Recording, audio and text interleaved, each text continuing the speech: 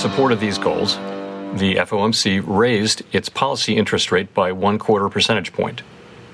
The economy is very strong, and against the backdrop of an extremely tight labor market and high inflation, the committee anticipates that ongoing increases in the target range for the federal funds rate will be appropriate. In addition, we expect to begin reducing the size of our balance sheet at a coming meeting. Pues ahí lo tienen, 25 puntos básicos. La Reserva Federal cumplió con el plan que ya se había visto cuando compareció Jerome Powell en el Congreso y en el Senado diciendo que esa podía ser una primera medida.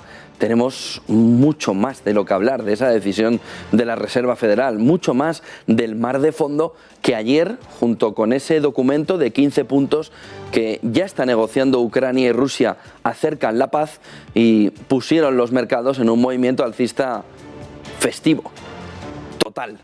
Crecimiento de las tecnológicas chinas, crecimiento de las tecnológicas americanas, crecimiento del conjunto de la renta variable que huele, que ve, que vislumbra ya la llegada de la paz, unido a una subida de tipos de interés de la Reserva Federal en la línea con lo que estaba esperando el mercado.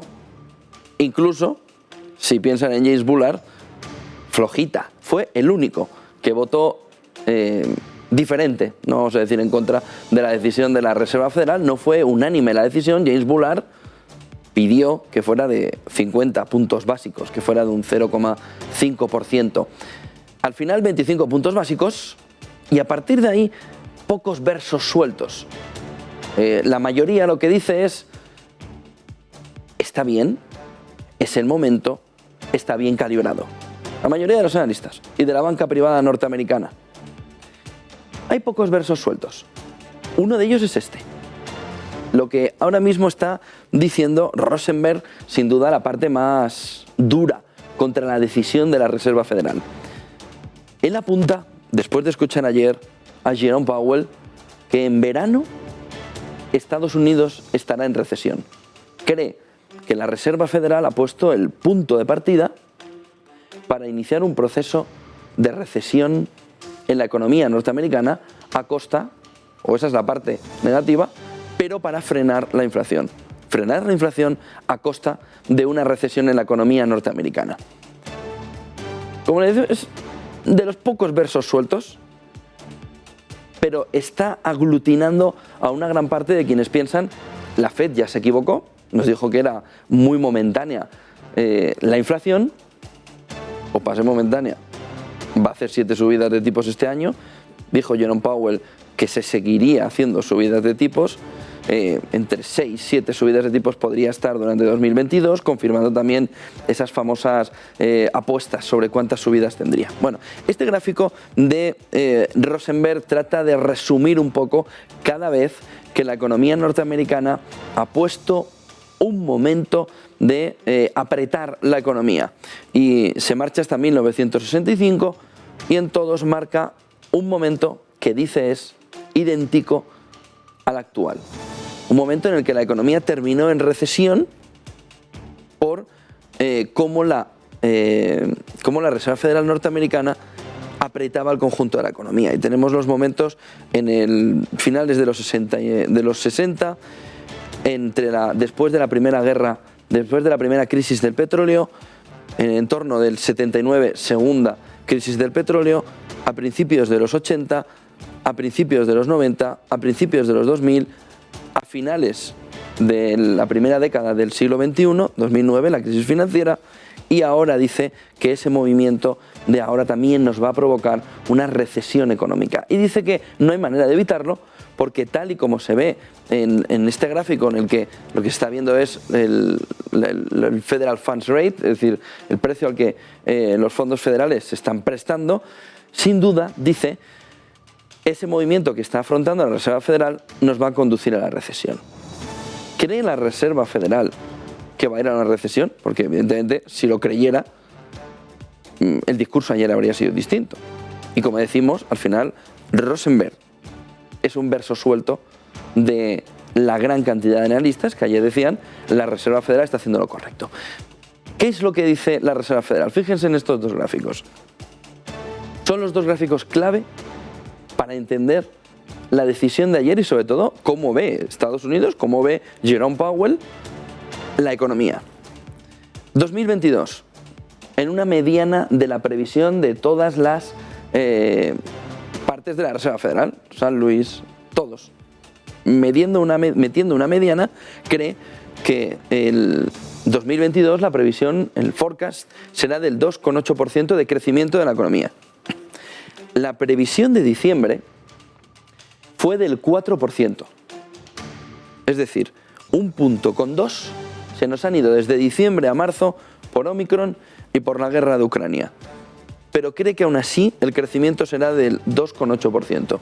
A partir de ahí la previsión de crecimiento se mantiene igual. Cree que el impacto va a ser en este año, es decir, que lo que está diciendo aquí la Reserva Federal es que Omicron más guerra de Ucrania han supuesto 1,2 puntos, 1,2% de crecimiento de la economía norteamericana hacia abajo.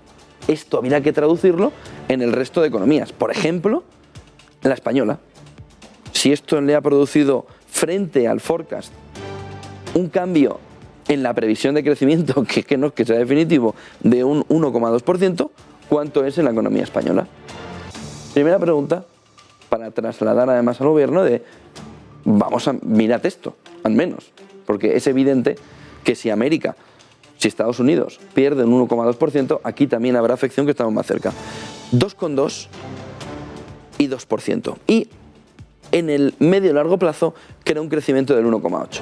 Por lo que esa visión anterior de la recesión no es compartida, evidentemente, por la Reserva Federal, que considera que incluso con esa subida de tipos de interés de ahora, más las que vengan, ahora veremos dónde ve que está el tipo de interés en Estados Unidos a corto plazo en la Reserva Federal, 2%, cree que la economía va a crecer un 2,8 y que el año que viene y el siguiente no va a afectar. ¿Por qué?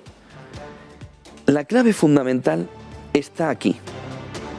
No ha cambiado de diciembre, es la tasa de desempleo, no ha cambiado de diciembre a ahora. ¿Cuál es la previsión de desempleo que tiene Estados Unidos? 3,5%. Y el año que viene, 3,5%. Y el 2024, 3,6%. La sube una décima la Reserva Federal. Claramente, la Reserva Federal, al ver el cuadro, la fotografía de lo que está sucediendo en la economía, cree todavía que el shock de oferta de los precios del petróleo sigue siendo puntual, con la boca pequeña. Pero estos datos reflejan que la Reserva Federal todavía piensa que ese choque es puntual y que no va a tener efecto en el empleo. Si no, habría modificado esta tasa de desempleo. Como no la modifica, considera, y solo tienen que ver el precio del petróleo hoy, por debajo de los $100, por ejemplo, cuando España vaya a meter las medidas para reducir el precio del petróleo, ya no hace falta que lo haga, probablemente.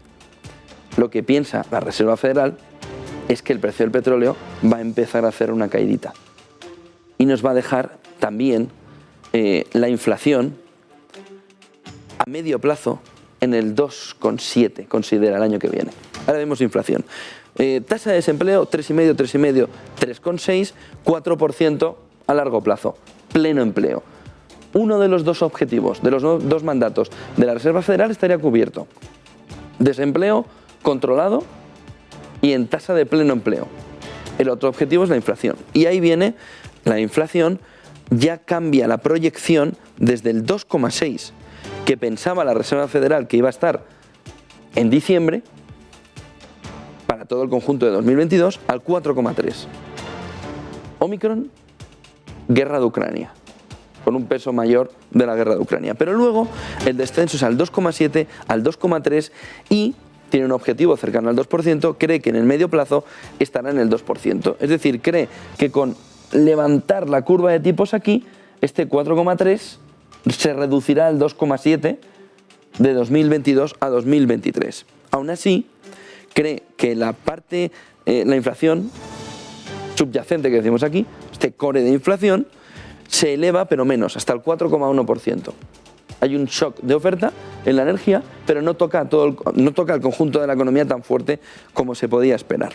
De tal manera que con esto, ¿qué es lo que ve? ¿Qué es lo que considera sobre subida de tipos? Fíjese en este otro gráfico. Una vez que hemos visto el cuadro macroeconómico, ahora los participantes del FONC dicen, bueno, estos son los famosos puntitos azules, esto es 2022, 2023, 2024 y esto es ad eternum.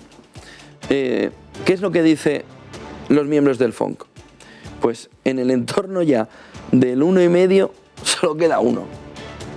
Para la inflación 2022. Ya han visto que la tasa de inflación dice que está mucho más elevada. Entonces, para la tasa de tipos de interés con una inflación elevada, que esté esa tasa, los tipos de interés en el 1,5, ya queda 1. Entre el 1,5 y el 1,75 ya hay 3. Por debajo del 2, pero muy pegaditos entre el 1,75 y el 2, ya tenemos 5. Pero por encima del 2% del tipo de interés en Estados Unidos, ya tenemos 2 que estarían en el 2,25, 3 que estarían entre 2,25 y 2,50, 1 que estaría encima del 2,5 y entendemos que James Bullard que estaría por encima del 3%, marcándonos unas peores previsiones de inflación, supuestamente para él, que le llevan a plantear que los tipos de interés deberían subir todavía más rápido, como está diciendo. De tal manera que, ¿dónde se va situando la mediana de los tipos de interés a corto plazo? En el 2%. 2022. Pero fíjense lo que sucede en 2023. Ya se está situando un punto por encima. De tal manera que las subidas de tipos de este año que la Fed está planteando deberían potenciarse todavía más el año que viene, llegando a una tasa de interés que estuviera entre el 2,5 y el 3%, esta mediana. Pero con una presión ya mayor de gente que dice tipos de interés más altos, que se nos vuelva a descontrolar la inflación. 2024, la tasa el tipo de interés en Estados Unidos estará en el entorno del 3%, por lo que se ve aquí. Pero a largo plazo, esa tasa, ese tipo de interés, entre el 2 y el 2,5, parece ya evidente. Es decir, va la Reserva Federal a un escenario en el que el desempleo se sitúa en el entorno del 3,5 o 4%, en el que la inflación se pone en el 2% y los tipos de interés se ponen entre el 2 y el 2,5%. O sea, la Fed cree que en el plazo de 2 años la economía va a estar en el modelo habitual. Tipos de interés 2%, un poquito por encima de la inflación, y la inflación en el objetivo de siempre de los bancos centrales, en el 2%, con un paro además cerca del pleno empleo. ¿Qué hace la bolsa cuando ve esto? A medio plazo, esto es el maná. Aquí podemos hacer negocio como bestias. ¿Por qué? Porque vuelve el core bancario, la banca vuelve a tener negocio tradicional, yo te presto y tú me pagas. ¿Qué es esto de que yo te presto y tú no me pagas? Entonces, yo te presto, tú me pagas y todo el sistema capitalista, ¡flash!, se pone a funcionar. Lo que hemos tenido hasta ahora ha sido estímulo, estímulo, estímulo, estímulo, estímulo, pero modelo tradicional, cero. Y esto que plantea la Reserva Federal ahora sí que es esto. Un modelo tradicional de crecimiento más gradual del conjunto de la economía. Versos sueltos, pocos, los hay, pero la mirada está puesta también en otro gráfico que ayer estuvimos viendo a medida que estaba hablando la Reserva Federal, que es por qué China da un movimiento, vamos a ver el siguiente gráfico, por qué China hace un movimiento contrario en los tipos de interés. China los está bajando. Y la razón es que en realidad ese motor económico productivo del mundo, que es China, tiene esta fotografía de su Producto Interior Bruto. Tiene esta fotografía. Eso entendiendo que los datos estén bien por parte de los chinos. Nos los creemos, pero la fotografía es esta. Con lo que una reducción del crecimiento de China, dice Rosenberg, que veíamos en el primer gráfico, también puede provocar una desaceleración del conjunto de la economía, incluyendo a Estados Unidos, que en un momento de subida de tipos de interés se vea también arrastrado por la economía china en su crecimiento a reducir las tasas de crecimiento. Fíjatela. Pero la situación económica actual que ven los mercados no es que sea buena. Es que ese documento de 15 puntos que hay ahora mismo encima de la mesa entre Ucrania y Rusia, más esta visión de la Reserva Federal, para el lobo de Wall Street. Botella de champaña a festejar. Y eso es lo que vi ayer en el mercado. Hay una visibilidad de que las cosas que ya las hemos pasado bastante mal en el último año y medio, 2 años, 2 años y medio, póngale usted la cifra en ese entorno de 2 años, desde que inició el coronavirus, está cerca de pasar. Paz y entorno económico con la inflación un poco elevada, que se va a reducir, pero que lo peor habría ya pasado. Y si lo peor ya ha pasado, a festejar, fiesta, es lo que dijo la economía. Lo otro que dijo Powell es cómo está el conjunto económico después de verlo. Veamos a Powell con más detalles de lo que dijo ayer. To support a strong labor market is to promote a long expansion, and that is only possible in an environment of price stability. As we emphasize in our policy statement, with appropriate firming in the stance of monetary policy, we expect inflation to return to 2% while the labor market remains strong. That said, inflation is likely to take longer to return to our price stability goal than previously expected. The median inflation projection of FOMC participants is 4.3% this year and falls to 2.7% next year and 2.3% in 2024. This trajectory is notably higher than projected in December, and participants continue to see risks as weighted to the upside. Powell sobre la guerra de Ucrania, que tiene una consecuencia que ayer Powell no pudo analizar o decir. A estas horas, Bloomberg está indicando que no hay signos de que Rusia haya pagado la deuda y tiene un mes para hacerlo o comienza el default de 150.000 millones de dólares. Lo comentamos. Powell sobre la guerra de Ucrania. As we noted in our policy statement, the implications of Russia's invasion of Ukraine for the U.S. economy are highly uncertain. In addition to the direct effects from higher global oil and commodity prices, the invasion and related events may restrain economic activity abroad and further disrupt supply chains, which would create spillovers to the U.S. economy through trade and other channels.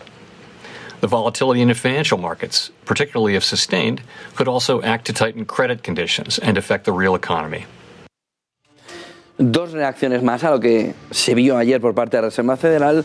José Luis Cava, ¿cómo veía esa decisión y esa posibilidad de entrada en recesión, tal y como hemos visto también por parte de analistas norteamericanos en el inicio de este programa? Escúchenle. Nadie está hablando ni nadie está valorando de la fuerte caída que ha experimentado el mercado de materias primas. Es decir, el mercado de materias primas ha experimentado un desplome. El crude oil, el petróleo, está cotizando a $95. ¿De acuerdo? Esto no lo han reflejado, no lo han tenido en cuenta. Luego, el titular que yo sacaría, si tuviera que sacar un titular de hoy, es que esta gente tiene pánico a la inflación. Esto está muy cargadito, pero muy cargadito. Cuanto más lo veo, más miedo lo veo. Estoy viendo el gráfico de puntos y estoy viendo, por ejemplo, las previsiones que estabais comentando antes de crecimiento económico y las previsiones de inflación y la situación en el mercado laboral, y sinceramente es que esta gente tiene mucho miedo a la inflación. Entonces, esta gente ha ido a cubrirse de la estabilidad de precios. Ya sé que es una obligación de su mandato, sin importarle que va a mandar a la economía a una recesión.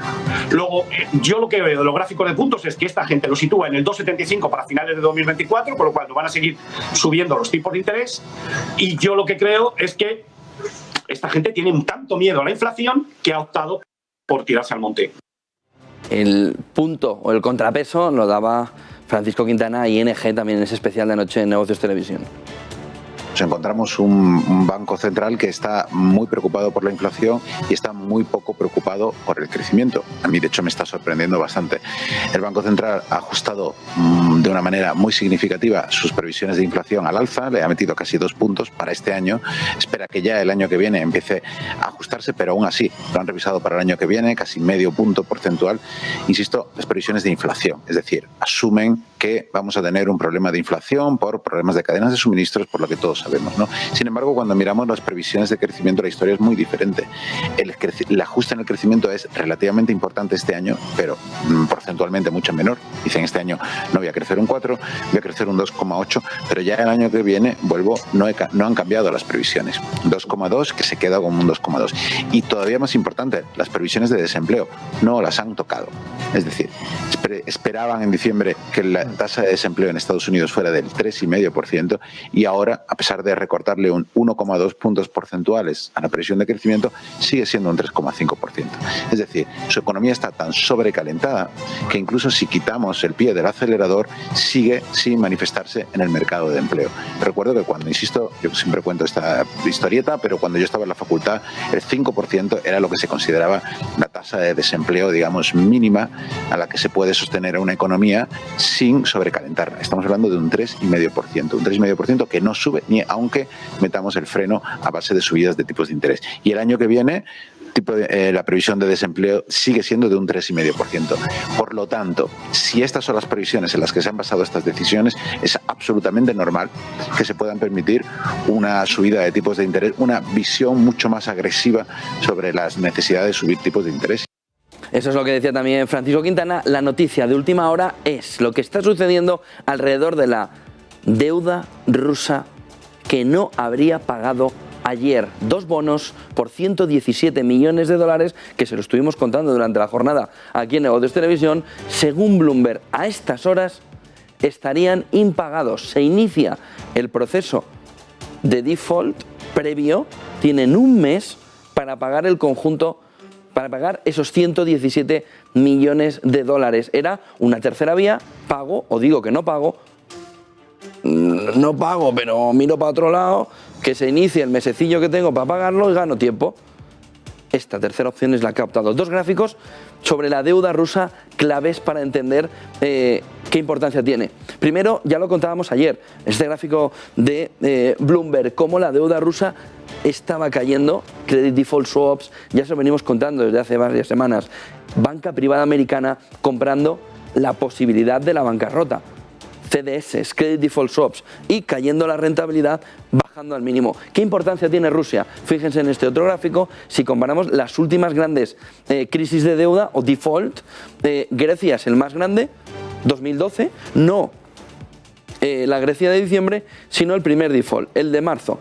Ese se fue por encima de los 250.000 millones. El default que estaría planteando Rusia, si fuera de toda su deuda, estaría aquí, 150.000 millones. Sería más grande, por ejemplo, que el default de Argentina del 20, que estuvo en torno a los 125.000 millones. Pero si lo que estamos hablando es de un pequeño default de 2 bonos que no se pagan ahora de 117 millones de euros, pero luego Rusia, bueno, tiene un mes para pagarlo, pero en el caso de que no lo pagara, pero pagara todo lo demás, pues sería prácticamente invisible la cantidad de deuda que ahora se pone. Por lo que el mercado, que ha recogido un poco las subidas en los futuros ahora mismo, tampoco parece ahora mismo demasiado nervioso si la paz, los 15 puntos del acuerdo entre Ucrania y Rusia, que ya están negociando, llega pronto, porque también permitirá que otra vez vuelva la economía rusa a tener entrada de dinero, que al final es la clave de todo lo que está pasando. 8:23 de la mañana, Eva Villan